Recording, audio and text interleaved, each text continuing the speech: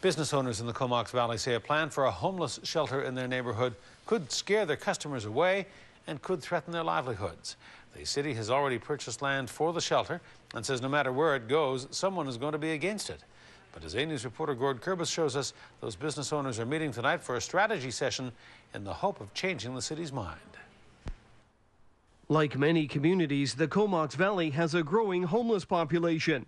The debate about how to assist those in need has gone on for many years. Last November, this property was purchased for the site of an emergency shelter, something Courtenay's mayor says was a step forward. Well, most people recognize that there is a problem, they acknowledge there's a problem, and something has to be done.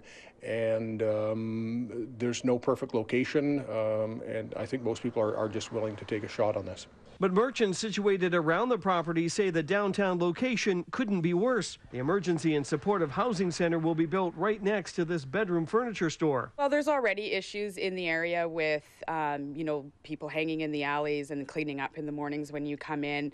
And I don't think that it's just us. I think it's everybody in the whole area. Staff at the store say they make regular bedding donations to families in need and to shelters in both the Comox Valley and Nanaimo, so they understand the need for such facilities. They just say the location is wrong and object that none of the affected businesses were consulted. And I don't think that the information was given out there. I don't think that they were very open and forthcoming with the purchasing of the land and then what it was going to be used for. But Courtenay's mayor says exactly what will go into the building hasn't been determined yet. He also says there was nothing unusual with the way the $470,000 property purchase was handled. There has been some criticism of the process, but when we're negotiating on property, that's done in camera so that you don't get into a bidding war on properties. That's not an unusual act. That's the way local governments function. Several merchants are gathering together this evening to discuss how to fight City Hall in the issue. The worry is the facility will further attract problems into the downtown core. It's a complaint Courtenay councillor Larry Jangula is hearing a lot. A lot of those businesses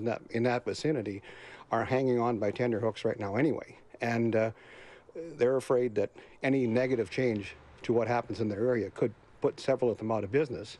Jangula also questions why the Center for Those with Substance Abuses is being located directly across the street from a government liquor store. He says council is not unanimous on the center's location and is hopeful a change can still be made. The city's mayor, however, says the property has been purchased and the location is final. In Courtenay, Gord Kurbis, A-News.